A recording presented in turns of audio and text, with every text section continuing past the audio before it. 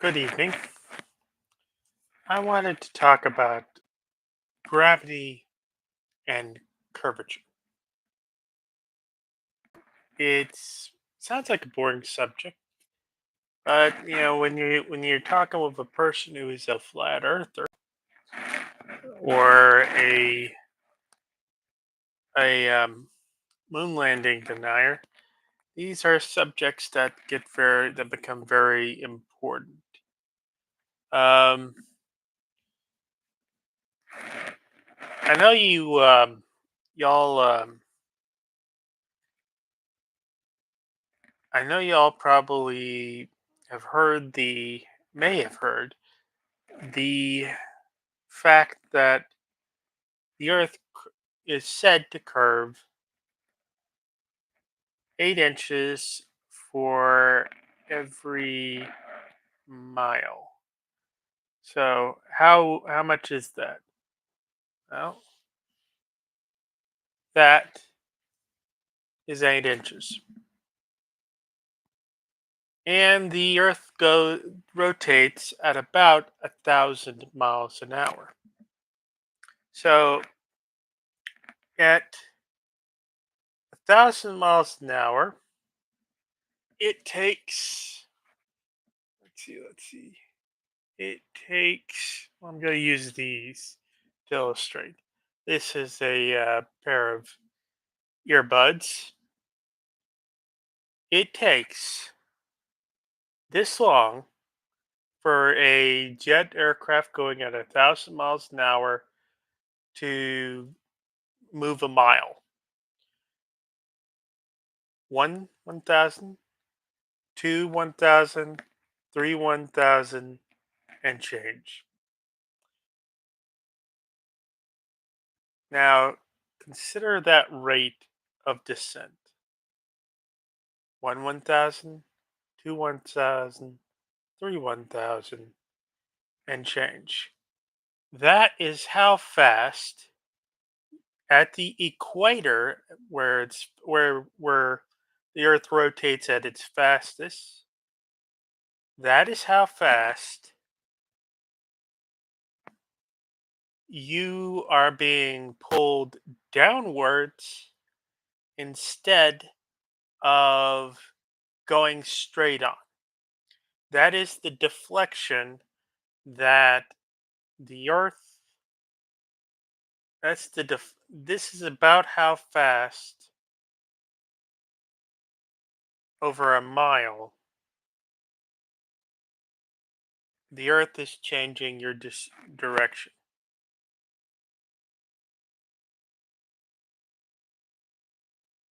That doesn't seem like a very high G maneuver, does it? And the answer is no, it wouldn't be. 8 inches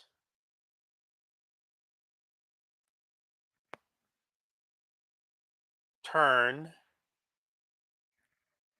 worth a turn over an entire mile. What would take you probably about 20 minutes or so to walk, but which takes a jet airplane about this long time in order for it to go a mile. That is how fast the Earth's curvature turns a person at the equator. And so it's about 0.3% of their weight is counteracted by, that downward pull of gravity is counteracted by that centrifugal force. So that is, despite the fact that you are going 1,000 miles an hour, you are basically deflecting by this much every second for every mile. And that's why you're not that's why you don't get spun off, and the water in our oceans doesn't get spun off, because frankly it's not, while it's a very fast. Well, it's a very fast velocity going this way. It's not a very fast change. It's not a very fast change in direction. And it's the change in direction. I mean, the Earth's rotational speed is pretty much constant. It's pretty much going at a constant rate. And with a constant rate, that's not really, you don't really have a lot of jerk from that. Which is actually a quantity. Jerk is the derivative of acceleration, as acceleration is the derivative of velocity. But what do I mean by derivative? Well, slope. Of course, on a regular line, the slope is constant. But in a curve, of course, let me see if I've got a nice curved surface. In a curve, of course, the you have a different slope at different parts of the curve. See how that works? So, if I were to measure, what's the acceleration? Now, if I had a constant acceleration, then what would happen? What would that derivative look like? Well, that constant rate of it would be a constant rate of change. So while you know, but there's something else I forgot to tell you, and that is that velocity, that is how fast you're going, isn't just about, as you may have gathered, velocity isn't just about how fast you're going per unit of these or miles or whatever. It's also about direction. And that's part of what, that 0.3%, at 0.3% upward lift at the equator, that is in part the result of, that is in part the result of an acceleration. You are being accelerated every moment you stand on the planet Earth. It's not that your velocity, your speed is being changed. Generally, the speed at which the Earth rotates is fairly constant, and actually, it's lower the higher up on the globe you are. The trick is, the important thing to keep in mind is, it's not just a matter of speed; it's a matter of direction. And you know this intuitively if you've ever if you've ever been in a car that's taking a hard turn, or if you've ever been in an aircraft that's banking in a very sudden fashion. um, we talk about g forces when we talk about you know a jet aircraft taking a hard banked turn. And we're showing pilots, having to deal with suddenly feeling like they're many times their their standard weight on Earth. But you want to know something really strange? You may not know this if you're not like me, trying to talk a bunch of flat earthers out of their problematic beliefs. You may not realize this, but a lot of flat earthers don't believe in gravity. The question is, do many people understand gravity? Here are some things I think people should understand. First of all, gravity doesn't equal weight. What? Well, a person in the International Space Station feels about 90% of the gravity you or I feel. Or rather, they are influenced by 90% of that gravity. So, how does that work? How does the moon out there, just out in orbit, not, just floating around the Earth, how does it feel gravity? If if if somebody, how can somebody stand on the part of the moon that faces us?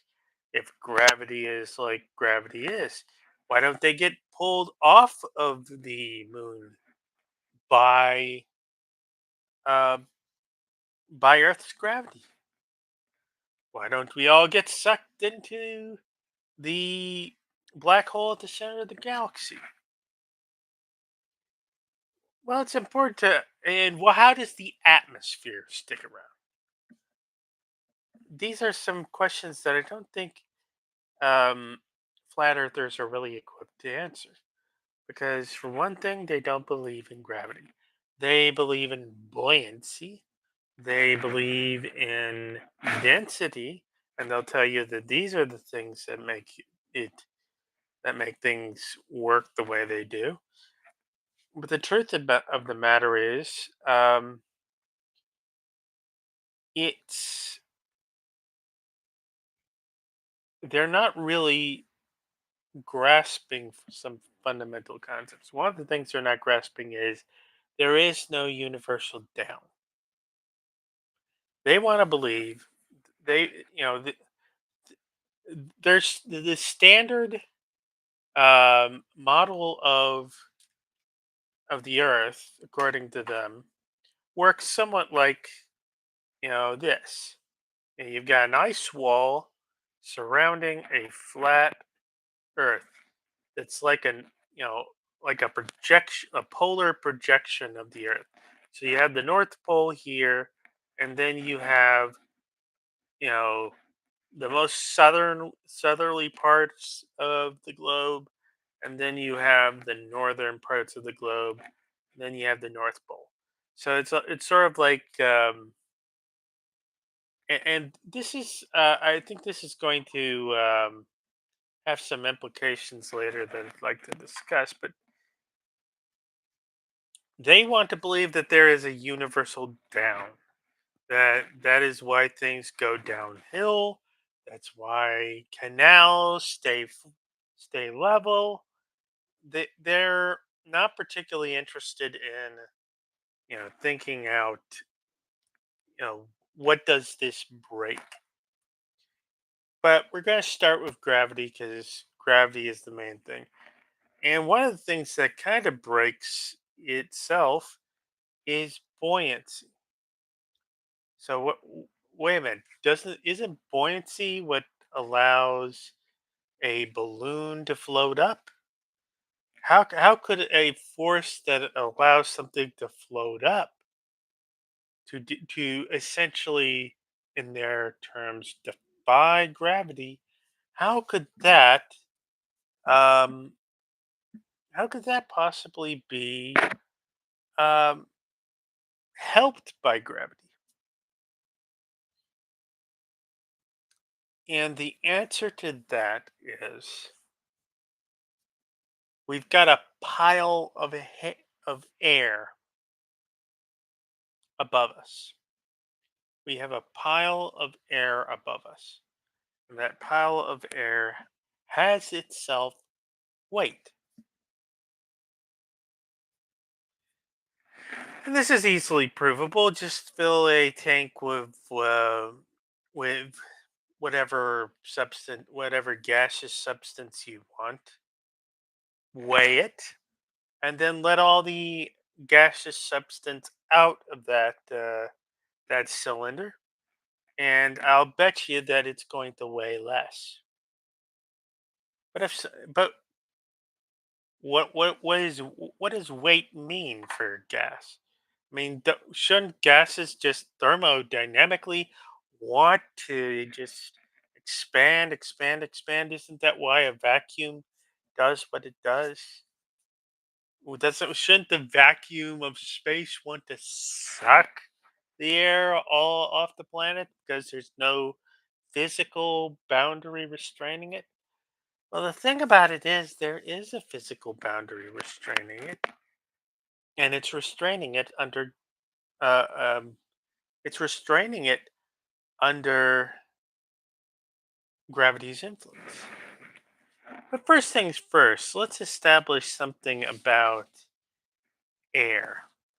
I'm going to take a this is an envelope. I'm going to establish that air can exert pressure. There. I established that air exerts pressure. I've moved this, unless I'm doing it telekinetically, I'm pushing this with just the pressure out of my lungs. So what does that mean? Well, doesn't that to be able to exert force, force equals mass times acceleration. I'm blowing on this, the air is hitting this and pushing off.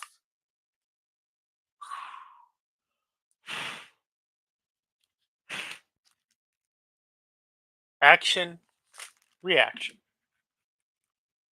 And even, if I push on this with my fingers, the envelope's actually pushing back on my fingers.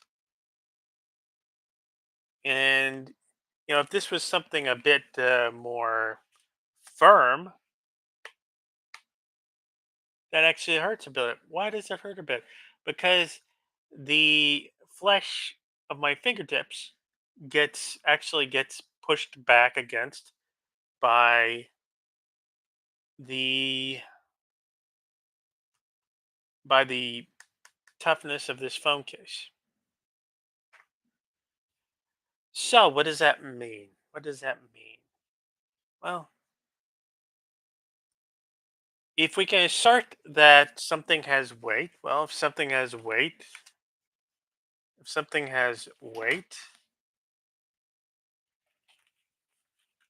then, well, look at it. It's causing that envelope to sag in the middle.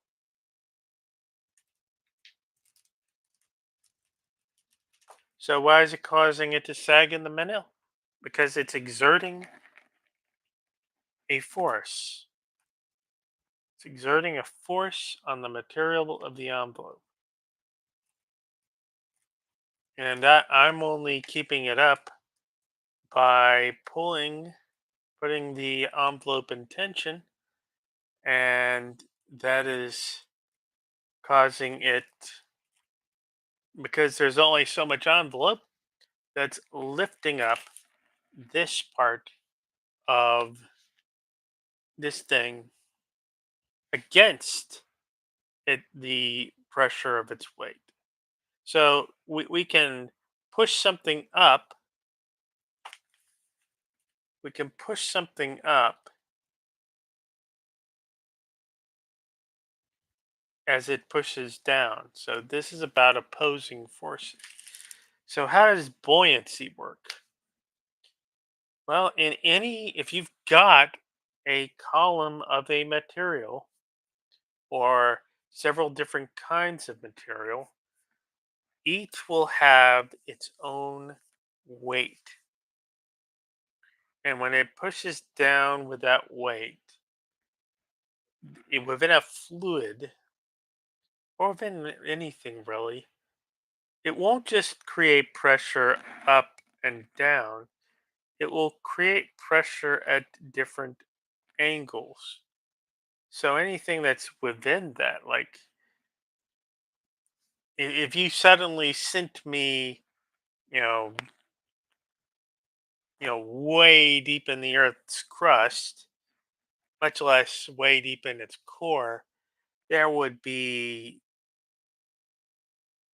billions of pascals, billions, many tons of force per square inch pressing on me from all directions. Now, there's a thing that happens local to where I live. I live on Gulf Coast, Texas, and we have quite a few what they call salt domes. So, what is a salt dome? Well, a salt dome, uh, salt is lighter than many of the rocks around it, and it's kind of somewhat fluid, somewhat plastic. So the heat of the Earth causes it to flex upwards. And this is part of what Texas actually, how Texas became a big oil giant. Is that we got a lot of these, salt domes, and they bent the bent, just as this was bent downwards by the weight. Well, you can also, if you noticed, the weight here. If I if I pull it up like this, you'll notice that it kind of bends upwards around my thumbs as they kind of pull up and that pulls down.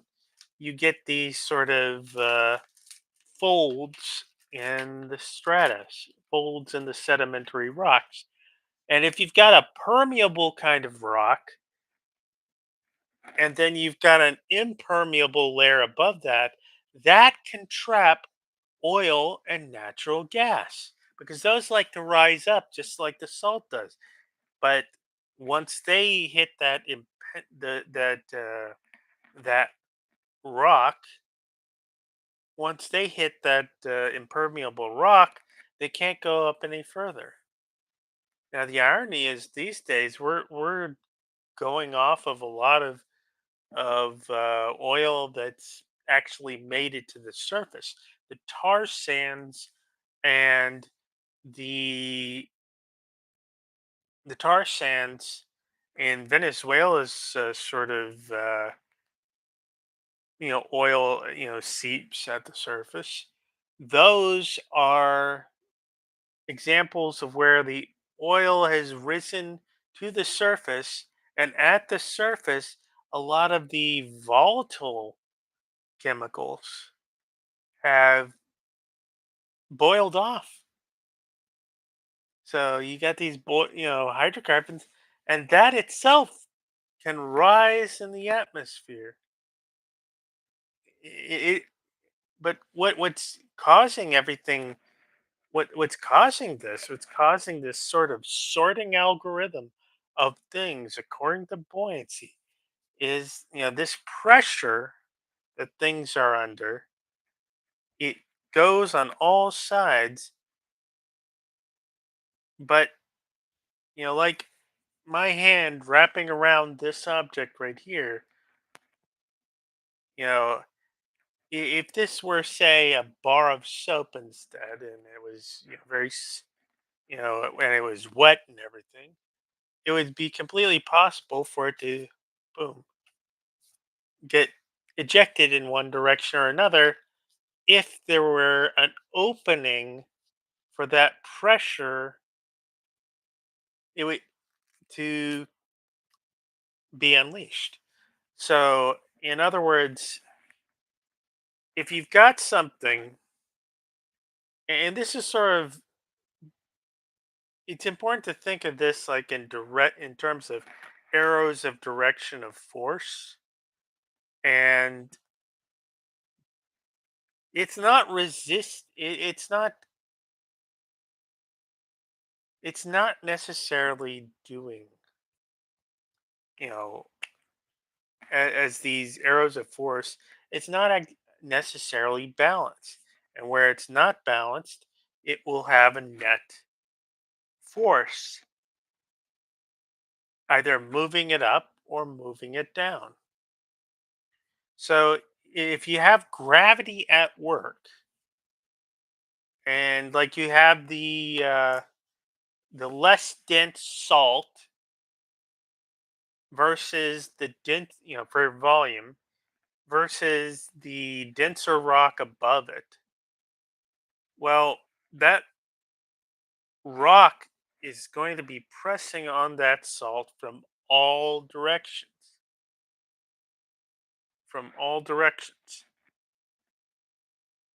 But the direction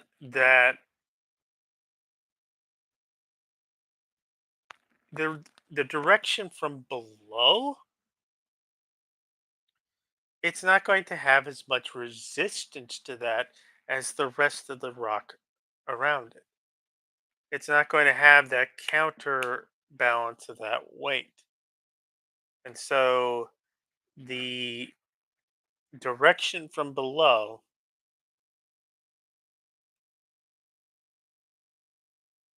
the pressure from below is going to overcome the pressure from above because it doesn't have enough of that weight pushing it down. That net force is going to push it up. And it's going to do the same, and you'll see this, and it won't go up forever. It will only go up to that point where the weight of what's displaced, the material that's displaced compared to what's around it, the weight of what's displaced equates to the pressure coming at it from below. So it's basically an unbalanced force. When Newton talks about um, an object in motion will stay in motion until acted upon by an unbalanced force. Well, what you have underneath that thing is an unbalanced force, and that unbalanced force is taking its only way out. So it's moving up, up, up, up until it reaches the point at which its own weight for its volume, it's important to note that its own weight for its volume is equal to the pressure below it. And at that point, or the weight attached to it, the ballast, I guess. So until that kind of equates, it will keep on going up. And when it does equate, it will basically stay in place. So I guess you make this is how a hot air balloon goes up. It the air is brought to expand. It becomes it becomes lighter, you know, in that volume than an equivalent amount there. And that creates a net force from below, and that net force from below gives it lift, gives it and that and until the both the ballast, the weight of the balloon, and everything matches displacement of that the displacement of that envelope, until those forces match up, it will keep on going up. Same thing about things that sink. You toss a bit of steel into the water, and it will most likely sink unless you make it into a shape where the water it de- this or into a form where the water it displaces, for the most part, is greater than the weight of the submarine, and then it will float, or the boat, whatever. If you can keep the water out of that shape, if you can keep it less dense per unit volume than everything else, the net forces will prevent it from sinking further. And this is part of how submersibles and submarines work. There's a line in The Hunt for October: blow all tanks, blow all tanks. And he's talking about the Dallas doing an emergency surface, an emergency. In fact, it surfaces so quickly, it basically rises out of the water. And the line is, "Come on, Big D, fly." He's trying to outmaneuver a torpedo so that it hits the bad guy. Um, so what is he doing? Well, with a submarine, when you blow the tanks, you have tanks full of water that the submarine has taken on as ballast in order to get it to sink lower into the ocean. And what you do is you take a bunch of compressed air that you have on hand, and you blow all those tanks empty of that water, and now your your submarine all of a sudden becomes more buoyant and rises up.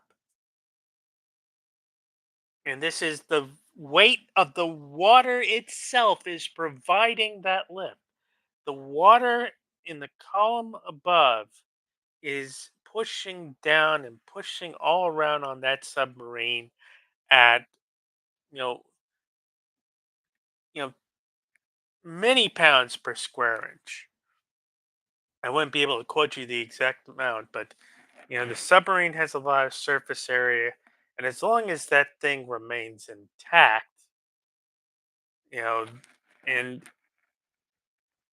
if you blow out enough water, that the weight of the ocean itself, the pressure of the ocean itself, will create a net force that just rockets that submarine up, towards the surface. And that's what's doing the heavy lifting. That's how buoyancy works. It needs the weight of that material above. And that's the same thing that also lifts a helium balloon, lifts a zeppelin or a blimp, with hydrogen or helium in its envelope. That's what lifts a hot air balloon. Maybe I mentioned that, but you know, you get the idea. That basically you have a column of material above, and the that is creating the pressure, and the pressure is what lifts. If you had a vacuum, none of these effects would be happening. I don't think it would matter if it was in a vacuum. If you had a bunch of hot air in the in a sealed envelope, I don't think it would. Heating that up would change anything in that vacuum environment, because there's no, even though technically speaking, something always weighs more than nothing. And a vacuum is basically that's as nothing as you can get. So if something weighs more than nothing, shouldn't something be on top of nothing? If it's all just this ranking of, you know, density and mass. Shouldn't zero density, just basically be the ultimate lifter? But it's not. Why? Because buoyant force is about the weight of a column of material. You need some substance, whether it's the earth and the salt dome, the ocean and uh, versus the submarine, the air versus the hot air balloon, the helium balloon, the zeppelin, the blimp. These pressures are what lead, generate the lift or generate the forces that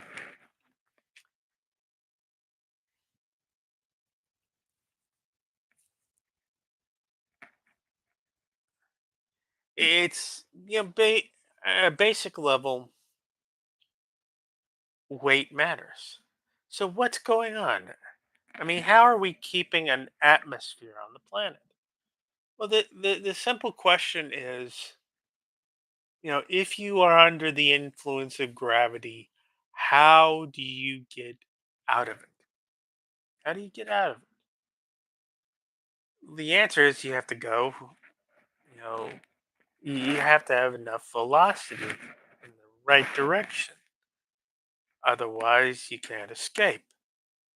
Well, it's escape velocity. When we talk about black hole, when we talk about uh, its event horizon, what we're talking about is a place from which the escape velocity exceeds the speed of light and therefore the speed at which anything can escape from it. You have to be going faster than than the universe will allow you to go as a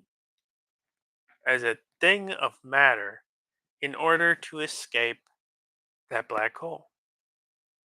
So the Earth isn't that bad by comparison.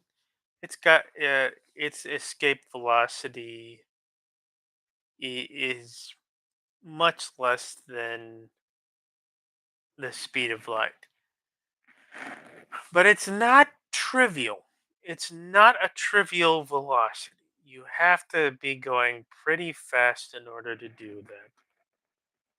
And but you might be thinking, well, a gas molecule might be able to go pretty fast. But we're talking about the average kinetic velocity, the average kinetic energy of your gas molecule. What happens if your what happens if you don't have the kinetic force, the velocity to just rocket your happy little gas molecule butt up into the cosmos? The answer is the same thing that happens to anything that doesn't reach enough velocity to escape. It falls back towards the planet. So what is what is our atmosphere? Our atmosphere are all the gaseous particles that don't have enough kinetic energy, that don't have enough velocity to escape Earth's gravity. And what happens is the particles, just like we would, fall if released at that height. The gas particles fall back to Earth, but there's something in the way. There's always something in the way. That is a lot of what weight is. Weight is not necessarily being under gravity's influence. It is under gravity's influence running into something else, and that's action reaction. So you're pressing against it and then pressing back. So what do you have? You have layer upon layer upon layer of air. And as we get to the surface of the planet, we have so many layers of air going from, you know, rarefied to denser and denser until we're in the troposphere, and we've got one, four, what is it? Let's see. Hey Siri, what is air pressure in pounds per square inch? Let's see.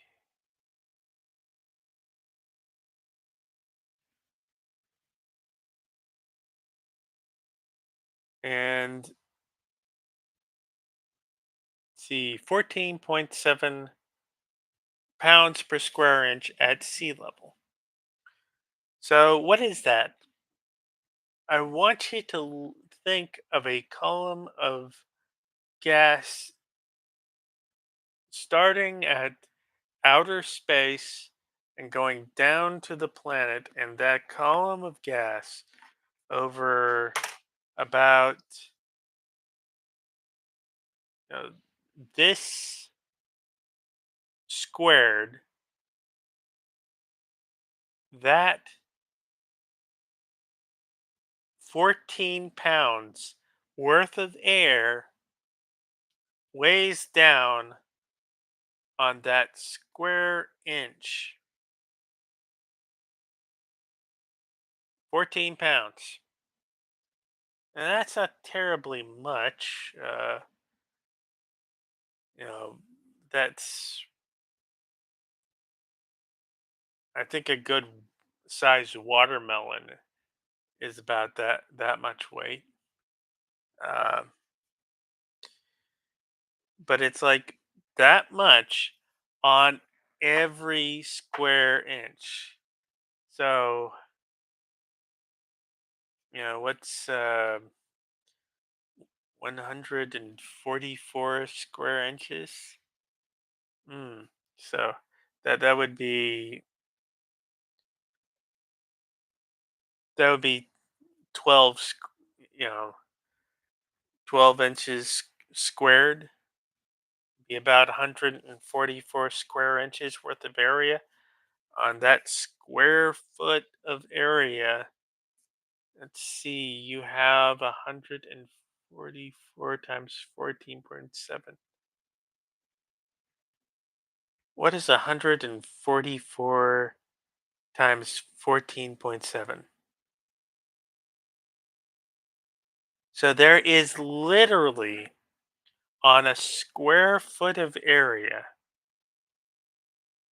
a ton of pressure, 2,116 pounds worth of pressure on that area. There are literally tons of pressure on you, but action reaction. Your body is built in such a way that it pushes back. It pushes back in part by its own air pressure. Yeah, that's 14, something around 14 pounds per square inch in there in your sinuses. That's pushing back against all the air around it. So, what we're talking about then, but that is the pressure. And that's certainly a lot of pressure to be able to push something up with. If it's, but it has to be not pushing down. At the same time, mass, anything with sufficient mass is going to push back down.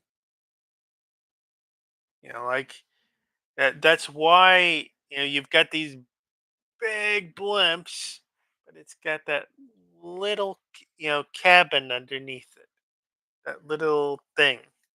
Because if it had a big thing, that that mass that you would attach to that big envelope, which was being buoyantly pushed up, well, that would be pushing back down. That would be weighing down on the thing. Because this has to be an unbalanced force. It has to be in excess. The lift has to be in excess of the weight that's being asked to lift. This is where we get into the important parts of how buoyancy actually works. Lift,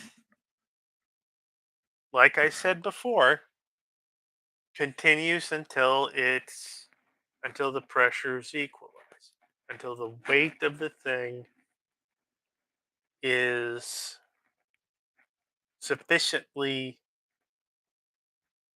if it gets to enough of an altitude to where the pressure reduces, it will kind of reach that equilibrium between the pressure pushing it up and the weight pushing it back down.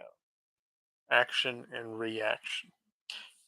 And this is also why, well, let's go on. Let's go on. We keep on talking about weight. So the question is, how can you be in outer space and be weightless and still be going around the earth in your spaceship? How can you be weightless but still under the influence of gravity? Isn't that a contradiction? And this is one of the seeming contradictions, that inspired this particular episode of the Vaccinated Sound. Um, and, well, the simplest way to put this is that weight weight is about pressure. It's about something being in the way, pushing back up. When you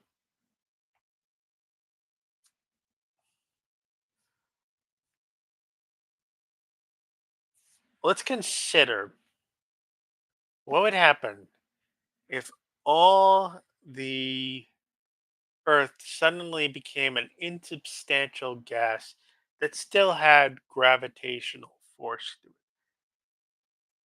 it. And let's just say, for the sake of simplicity, that everybody else but you or me becomes insubstantial as well, and just hangs there like you know, has mass but doesn't physically weigh on anything. What would happen if everything became insubstantial? Well, what would happen would be the object would fall towards the center of the earth and keep on falling until it reached there, and then it would kind of eventually find it would maybe go back up a little bit, then it would fall back down, and it would kind of cycle this way and that till eventually it found equilibrium at the center of mass. And we could do the same thing if we imagined a kind of an apple coring sort of hole being dug in, through the planet. And you had that fall, and you would fall, and you would fall, and then the gravity of the rest of the planet would take hold of you, and it would pull you back up, and then it would pull you back down, and eventually you would settle at the center of mass. So essentially the same thing. Just one way or another, we're magically letting you go where the Earth's gravity is pulling. And this is one of the things we have to understand about the way gravity works, is that this object and this object don't have a whole lot of gravitational pull to one another. They don't. They don't. Uh, when you look at the gravitational equation, the gravitational constant, that's real, funky stuff that I wouldn't claim to have mastered. But I do understand the other part of the equation. The other part of the equation is mass one, mass two, and we multiply those two. Then we divide that by distance squared. What does this tell us? If we want a great big force, and the gravitational constant is not that strong, not that big. It's rather a rather small quantity. But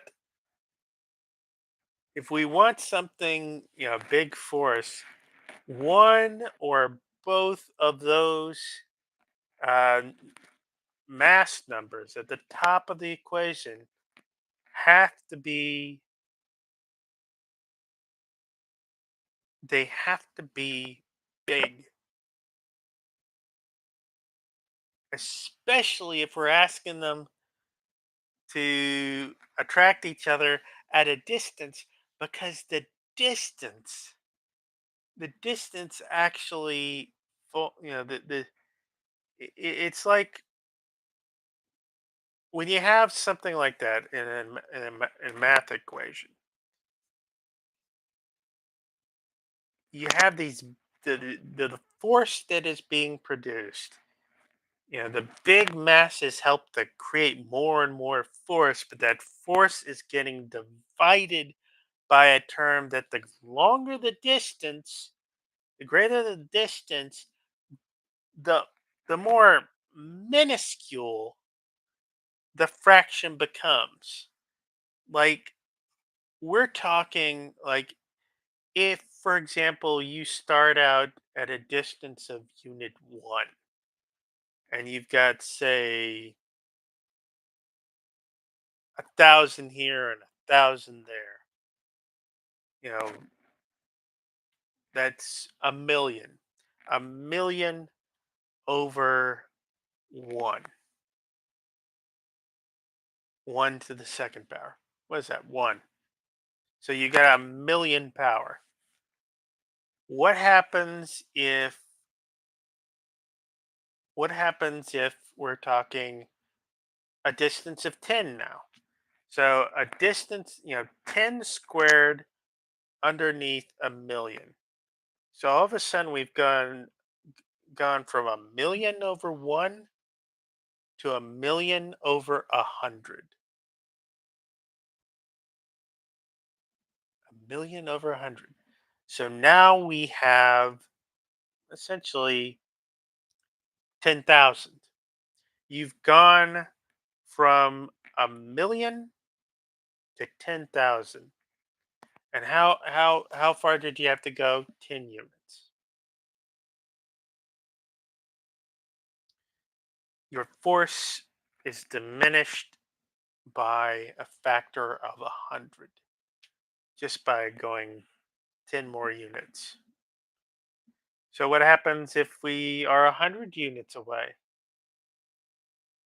100 times 100, 10,000.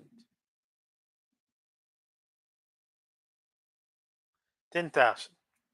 So a million divided by 10,000. Million divided by 10,000. Um, well, let's see. A million divided by 1,000 is 1,000. Divided by a million divided by 10,000. Uh, that's about 100. So we've gone from, in 100 units, we've gone from a million to 100. A million to 100. A million to 100. That's something like for you know you had something that had a million strength at one at one at one unit, and at 100 it's at 100 units it's 100 strength. That's a steep drop off, and it's one of the things the square cube law. The fallout is pretty profound. So it's very important that the top line numbers be pretty substantial if you want a pretty substantial pull. So if you have something like um, a septillion, or a quintillion, if you have something that weighs 6 sextillion pounds, as I believe the Earth, or tons, as I believe the Earth does, then you've got yourself a much more substantial. Um, you've got yourself a much more substantial force on your hands, which is part of the reason why you need something the size of the Earth, or the size of Jupiter, or the size of the Sun, or bigger than that. That's why you need such big objects in order to have that that strength, that power of that ability to warp space and time. Um,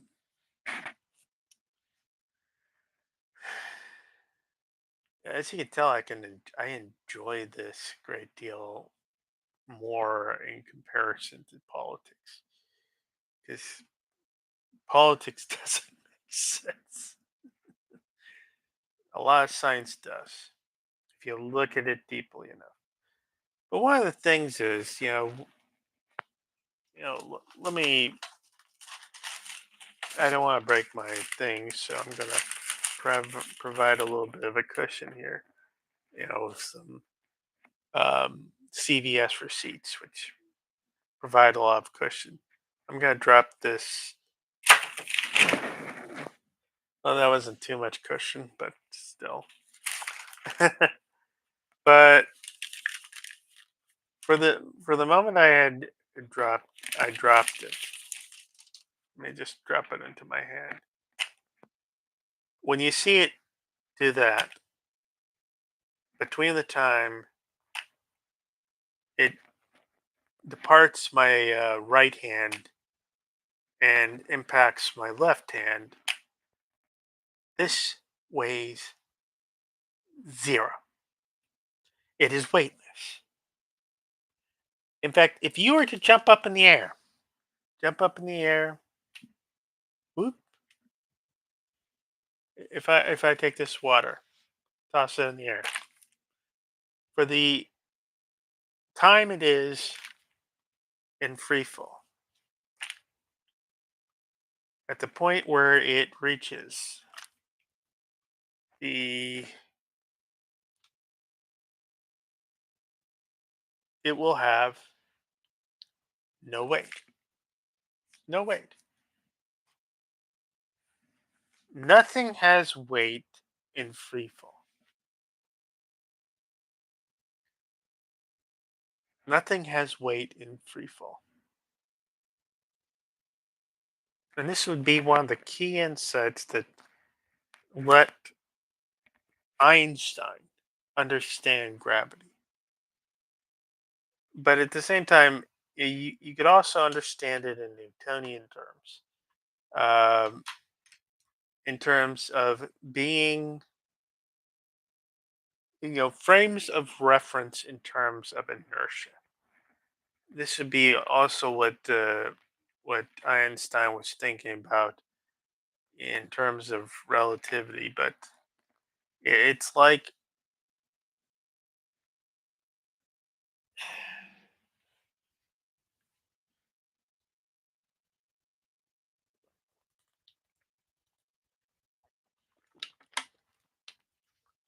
it's like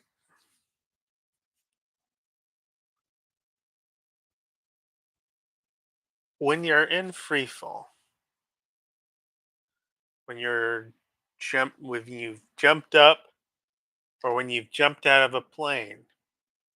The only thing that really is pushing against you is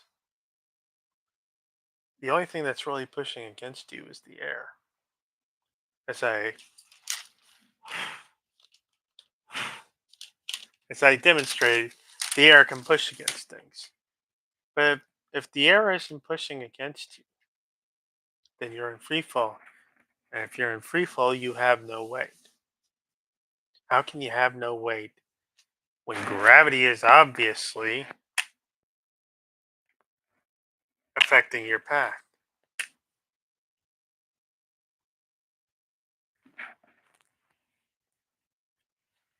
So it's here that we have to think about things in terms of what weight really is.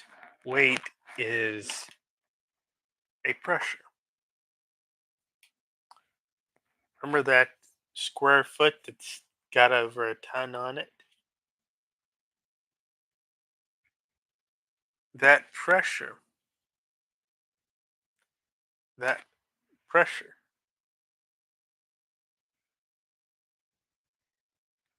it's about the only thing that's kind of holding you back once you reach what they call terminal velocity. What is terminal velocity? Terminal velocity is the air acting against your further acceleration. You are resisting enough air. The air is resisting you enough to prevent you to absorb all the additional energy that you're getting from accelerating further under gravity's influence. But if it weren't for that air in place, you would keep on accelerating and keep on accelerating and keep on accelerating. And if it weren't for the ground that would interrupt your descent and push back at it, if it weren't for that, you would just keep falling and accelerating until the other parts of the earth grabbed a hold of you and started to slow your roll.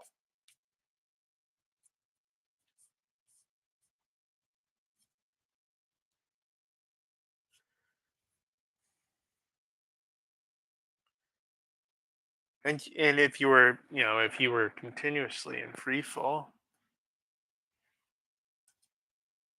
if you were continuously in free fall, you'd be weightless. Nothing would be pushing against you. You would be pushing against nothing. If it was in a vacuum, there'd be just nothing to push back against you, even counting the air. You would just keep on going, accelerating until enough of the rest of the earth influenced you that you came into balance.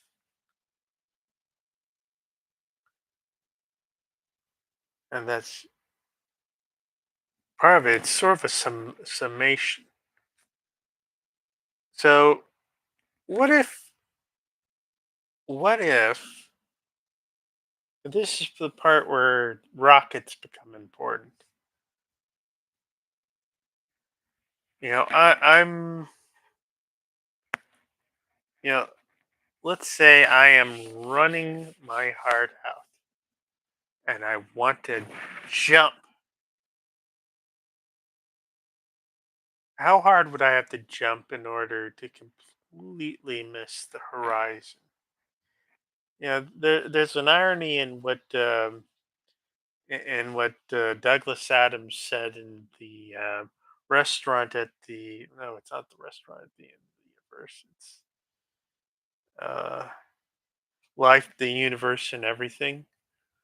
It's in that book that Arthur Dent learns to fly. And basically, he is told that the secret to flight is throwing yourself at the earth and missing. Which, now that you think about it, might be an impressive explanation of how one orbits the earth.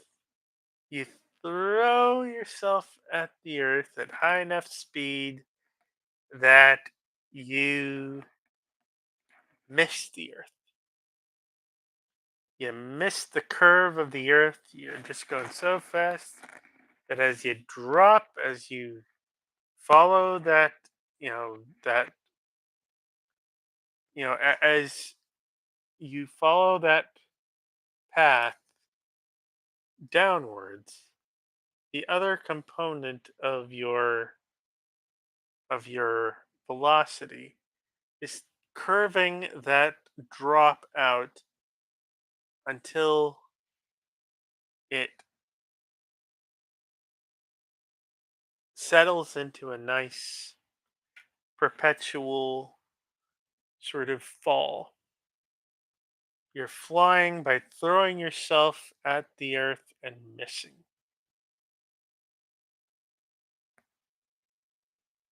And it's a trick you can only do if the earth is round, which is why they like to try and debunk the.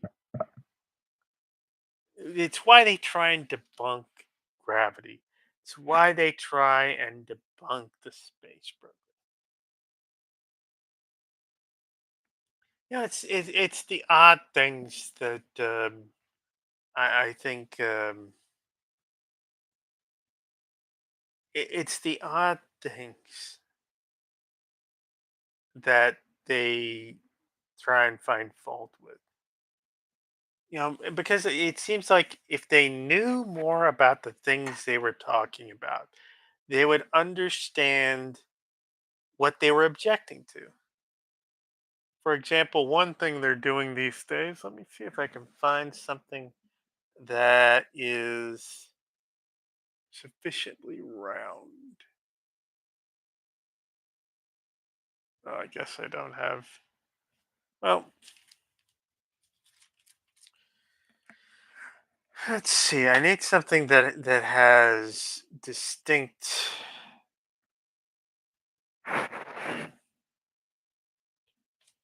Okay, so I'm gonna turn on the flashlight on this, and so you have a box like this, and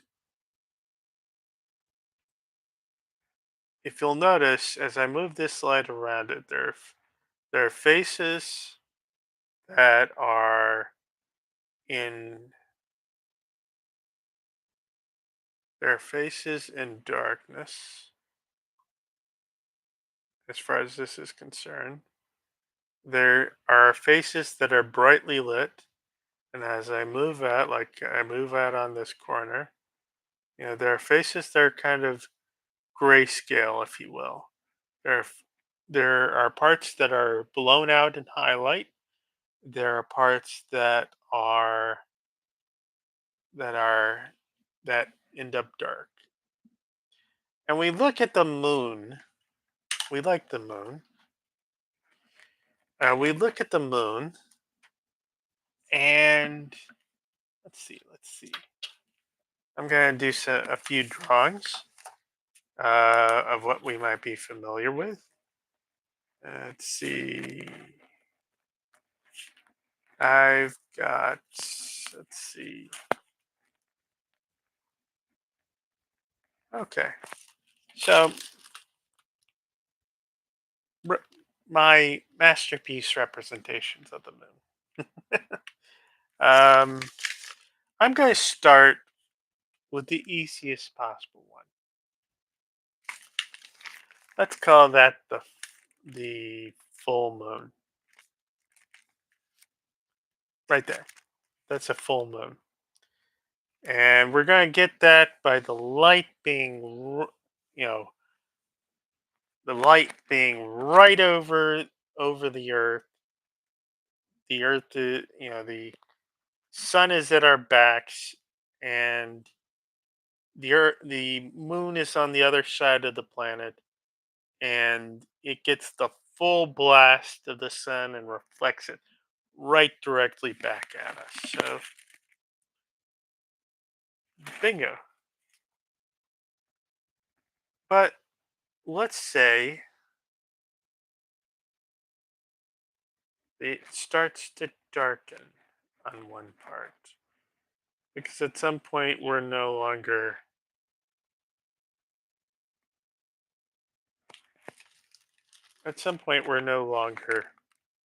um, at some point we are no longer directly facing the sun. The sun is now over on this side, and it's it's sending its rays this way. So that is a what's called a waning gibbous moon. Okay. And now we're going to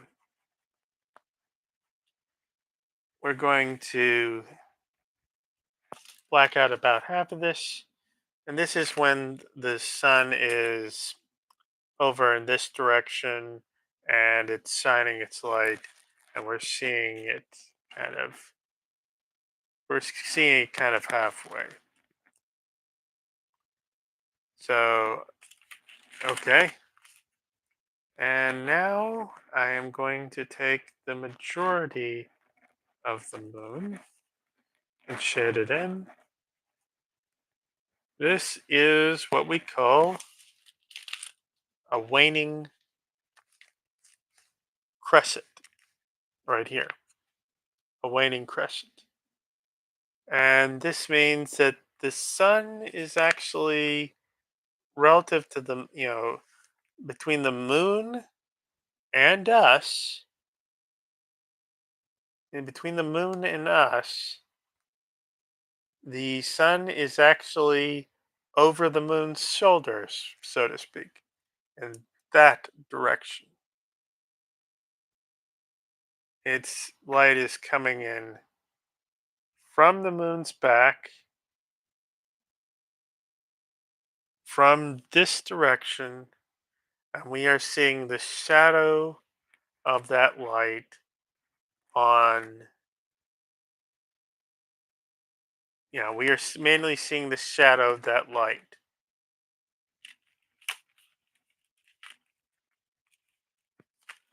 And now we've done that, let us completely shade in the moon, and we will get what is known as the new moon. Okay? Now, folks are using this right here as proof that it can't possibly be a three-dimensional ball, but they're kind of forgetting that all these other phases, all these other things that indicate what it is, they're not using their imaginations to kind of, you know, do a 360 view of it, which is what we're actually getting. Because, once we get out of the new moon phase, we are going towards, we're going towards the waxing crescent, the, I think the waxing half moon, the waxing gibbous, and finally we're cycling back to the we're finally cycling back to the full moon. And what does this represent? Well, we're looking at the moon at different positions in its orbit. It orbits about once every 28 days, but it always keeps its face towards us. It keeps its front towards us because it's tidally locked.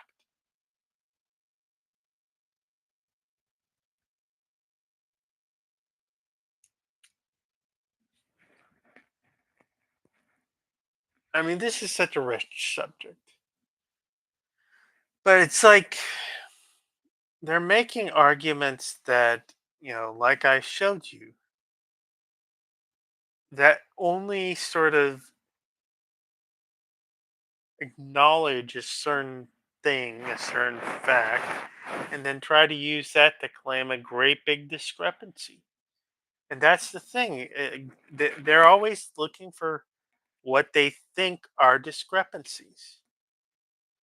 And one of the discrepancies I've seen, you know, recently was the idea, okay, if gravity is keeping the moon in its orbit, if it's keeping the International Space Station in its orbit, how are people weightless on board the International Space Station? Wouldn't gravity have a hold on them? And the answer is no, they are in free fall. That's why. And unlike the moon is big enough that it has its own gravity. It has its own, attraction and pull to objects, much weaker than the 5/6 weaker. I guess that what would that be? Hey Siri, what percentage would 5/6 be? 83% weaker. The gravity on the moon is 83% weaker than our own. But still, that's that's better than nothing. That's enough to keep the nice astronauts, Neil, Buzz, and all the folks that followed Charlie Duke and company. That's enough to keep them accelerating towards the moon and not going off into the cosmos when they push when they take a step. But the International Space Station, unfortunately or fortunately, doesn't have an Earth's worth of gravitational pull. It's got barely any pull on them at all. I mean, it's the size of a bus or more, but it's sort of it's not got a lot of mass. It's not got a lot between them. The remember that. I mean, here's the. Let's see. Is there another envelope I could draw on? Let's see. Back of the envelope calculation. So you have the gravitational uh, constant, and then you have, and I hope I'm getting this correctly. And then you have mass one, mass two, and then you have distance, and that's squared. And maybe those shouldn't be superscript. Let's make that subscript. Mass one and mass two. So you have the gravitational constant, you have mass one, you have mass two, and then you have distance squared. So a person, a person's mass, the International Space Station's mass, and the distance between them And then you have the gravitational constant, which, as far as I can appreciate it, is damn small. So very, you have this you know,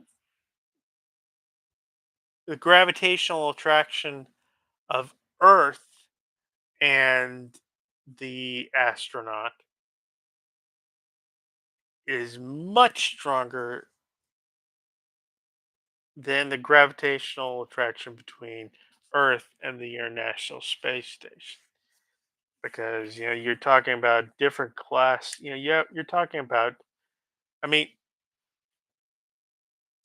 let's see, it's maybe 100 tons or so.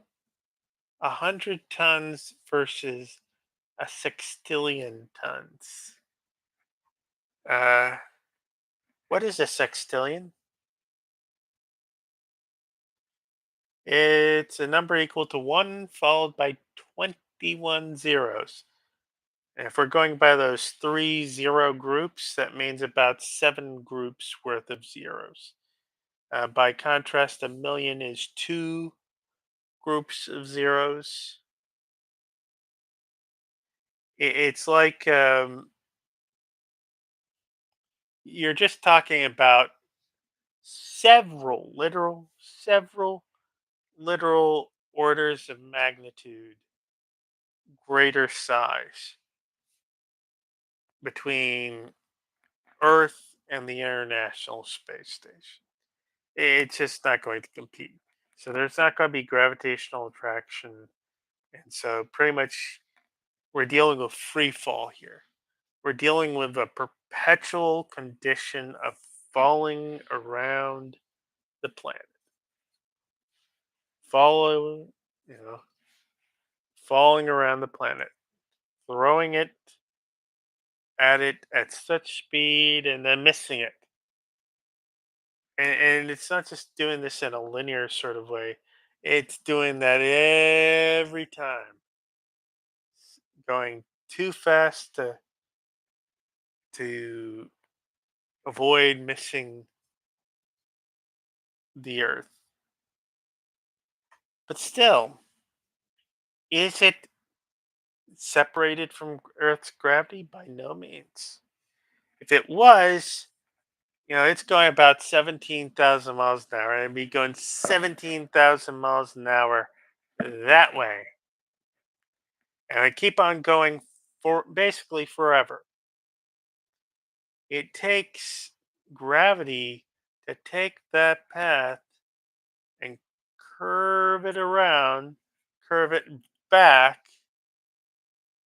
And you'll notice I'm doing a lot of orbiting motions around my head. And this is because basically I have a gigantic head. And if anything was going to have gravity, it would have to be something with as much mass as my head. But seriously, I'm just trying to illustrate the concept of going around something and missing because you're perpetually overshooting it. And because it's the thing about it is, in order to get this sort of motion, you have to have.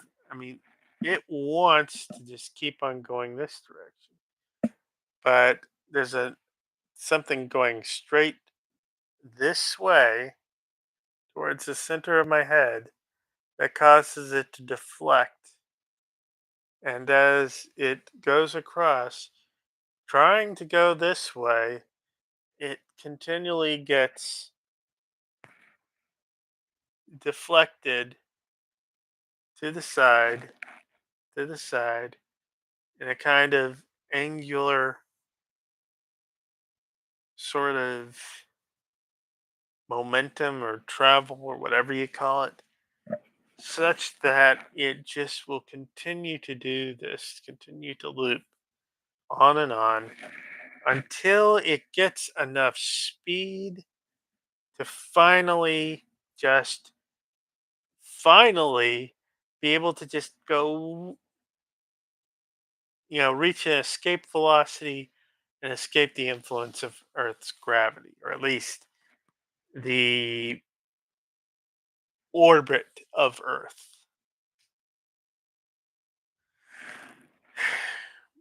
And this is a matter for this is part of why it took so much you know so much speed and some you know the ISS goes about 17 and a half thousand miles an hour.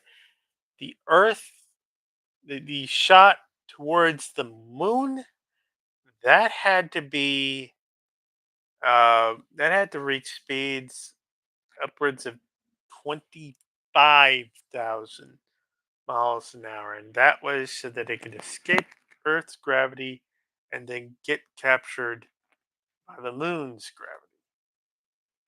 Obviously, slowed down there, and then once it departed the moon, it probably did another burn to go fast enough to get out of the moon's gravity and to transfer into our gravity, and then going from the from that orbit, they would slow down, and slowing down, they would re-enter the Earth's atmosphere, and they would want to re-enter at just the right angle that it doesn't bounce. I mean, there's a part in this movie, First Man. Uh, there is a part in the first part of that movie where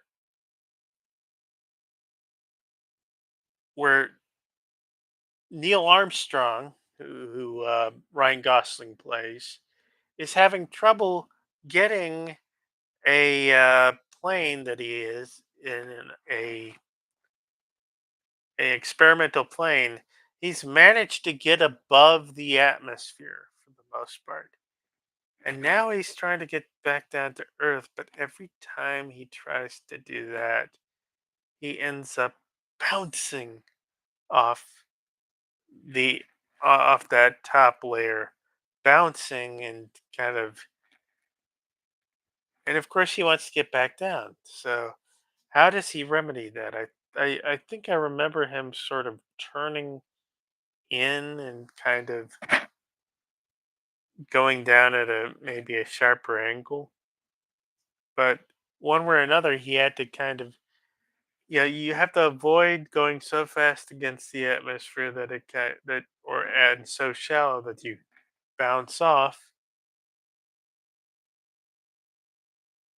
Well, I think also the problem was he lacked the ability to maneuver the way you normally maneuver in a jet, and that is by kind of moving the control surfaces. So he had to figure out some way to kind of get himself back into the atmosphere proper.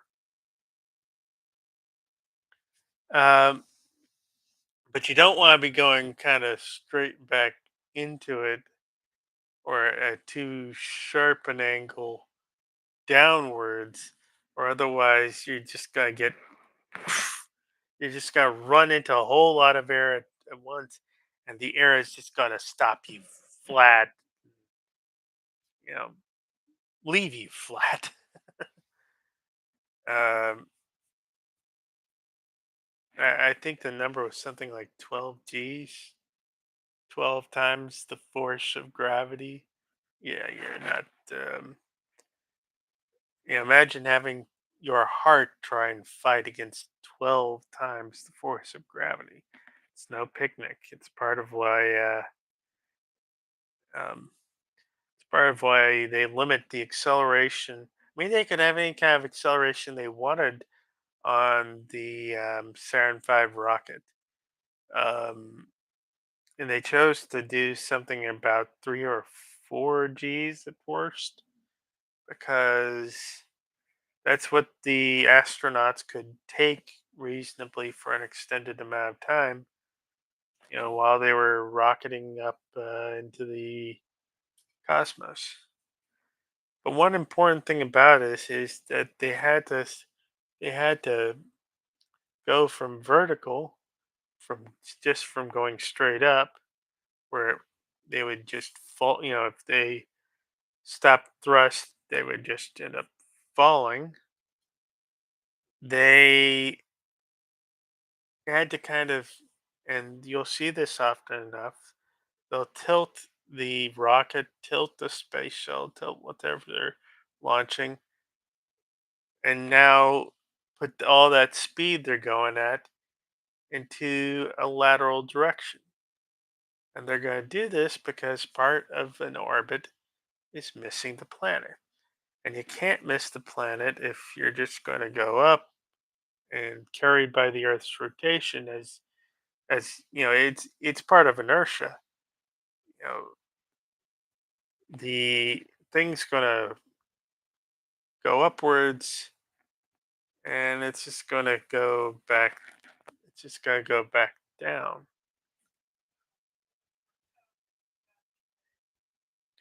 So it's like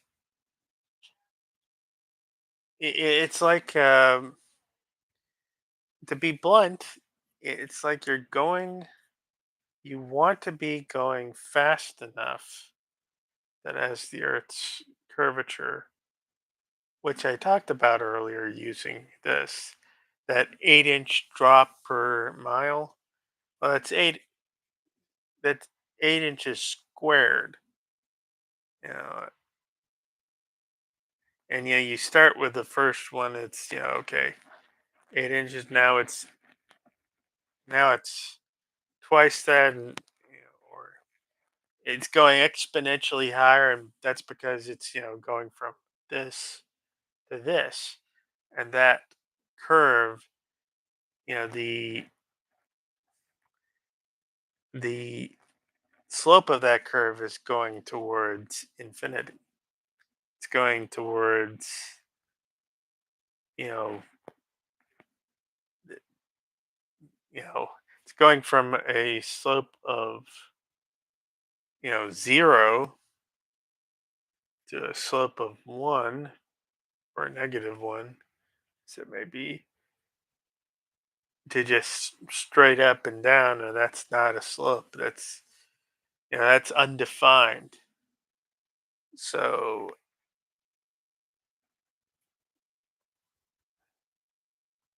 so it's actually it's actually a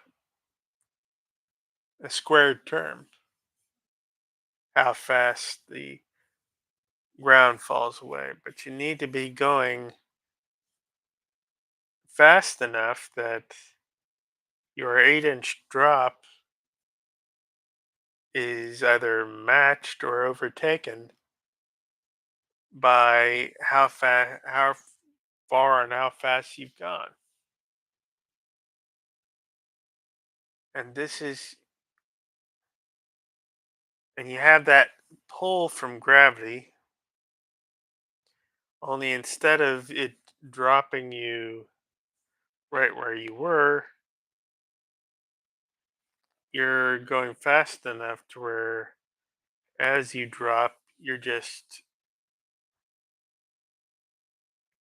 going around and around. So they're being pulled down under the force of gravity, but they're also under their own kinetic force. They're they're kind of changing the path. The path is kind of reworked, and so that it curves, takes a curved path instead of taking a straight path, and it takes enough of a curve. It goes over enough of the obstacles that it just keeps on going. And I think I'm kind of repeating myself here, which is none too ironic for a video about orbits and such. But it's on the point that it's not a contradiction that you're if you're falling always, you are basically in a state of weightlessness the whole way down. And so, why wouldn't you be weightless at any given point if you were always falling? Oh, it's not weight that makes you fall. Your weight does not make you fall. My if I drove my if and I'm not suggesting that I'm going to do this. So nobody worry. I'm just providing this as an example. If I took my car and I drove it off a cliff, if I took my car and I drove it off a cliff for the period of time that I was in midair, I'd probably be weightless. Things in the car would probably be rising up, and you know, and that condition would persist until, unfortunately, I hit the ground. Which you never see in Thelma and Louise. They never show you them hitting the ground, which must have been an awful crash and terrible to behold. And that guy, the Harvey Keitel's character is probably going ah, but that while they're in that graceful arc with their hands clasped together in sisterhood, they are essentially weightless. And if the plant was small enough that the arc of that car could miss it, well then gravity wouldn't quit. Gravity would just pull them around and just have them go around for a bit. But the point being that it's not a contradiction because that car, which I'm remembering the point of talking about the car is about 2,000 or more pounds, but that weight is not what makes it want to go. That weight won't cause it to go any faster than, or the weight of my car, the weight of the T-Bird, the weight of the car, the weight of, maybe you ride a motorcycle like Evil Knievel. None of all those accelerated at the same rate. All those accelerated at the same rate. Weight is not what makes something, it's not what the pull of gravity is about. And in the cabin, it'd be, things would begin to rise up because you were dealing with a car in free fall. You'd be dealing with that whether you were in a whether you were what's his name,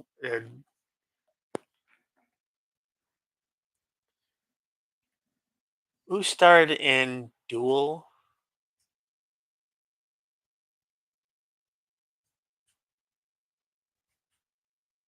Let's see, Dennis Weaver. Dennis Weaver's opponent, the guy who was driving that the guy who was driving that big tractor trailer. Uh, he ends up driving the thing, and this is spoilers for a movie that's even older than I am, which is considerably old. Um, that truck going off the cliff, despite its massiveness, went off the cliff no quicker, at no faster speed, at no greater rate than the T Bird or my car or Evil Knievel going, doing a ramp jump or El Rey in that Grindhouse movie.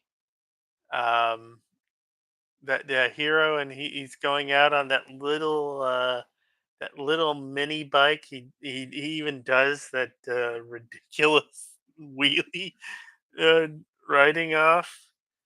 Uh, if he did that over over the edge of a cliff, he'd be going at the same rate.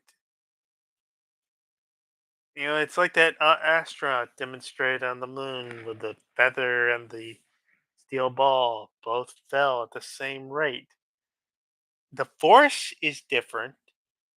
The big tractor trailer is obviously going to, hit the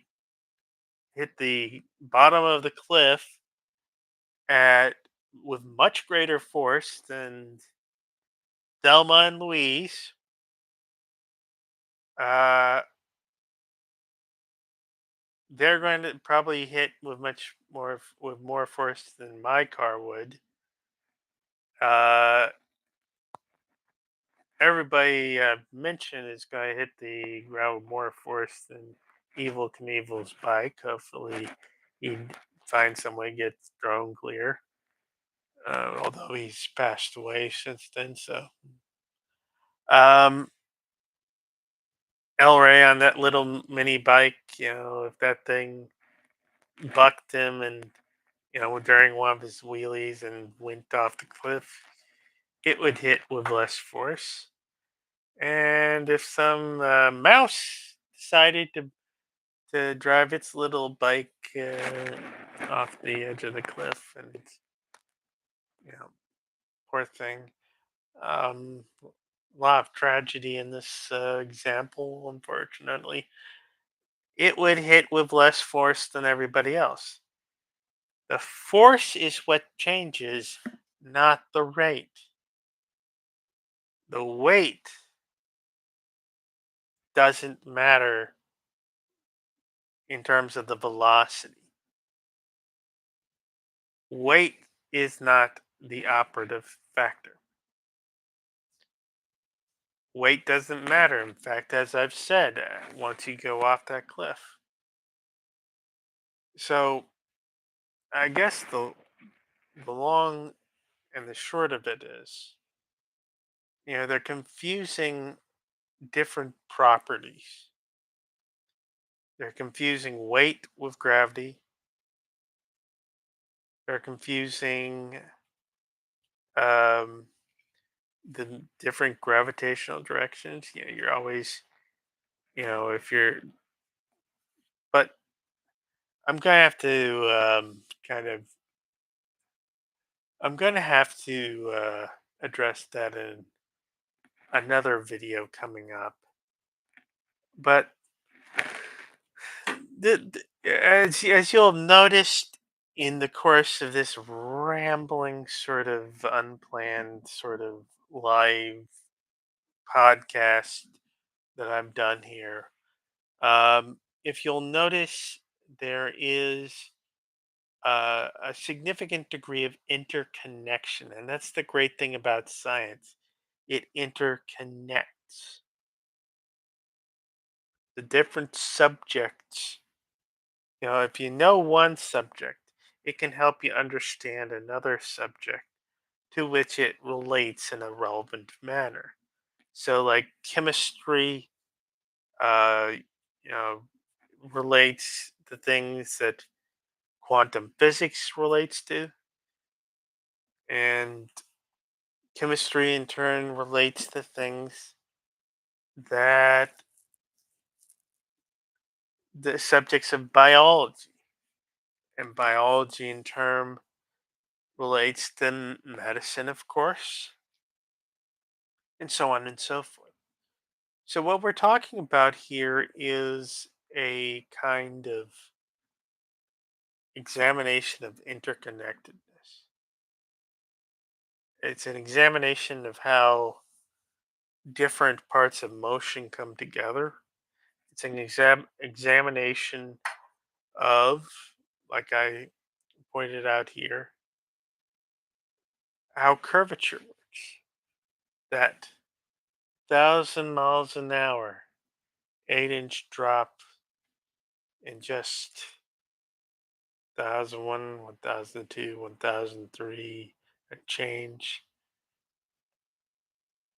We get the idea of how gentle, even though it's fast, it's a gentle change of acceleration. We get the idea that it's not all about, say, speed, it's also about acceleration. And acceleration isn't just changes in speed and velocity, because we're, on the face of the planet, we're always going about 1,000 miles an hour at the equator, slower as you go up, but it's all set rates basically. But the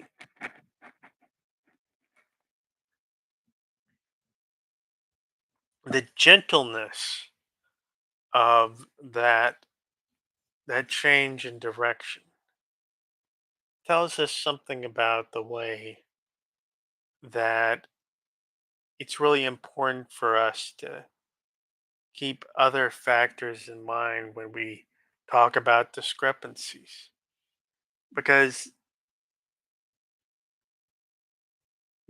these things relate, and if we know more, we can know why things happen a certain way and not others.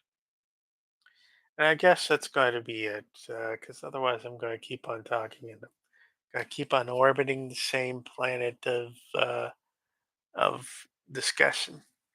I think I'll talk more the next time about sort of a spherical model of looking at gravity and how we sometimes have to kind of reshape our minds to deal with the different dimensions of things involved. So I think that is, where's, there we go, end stream. See you guys later.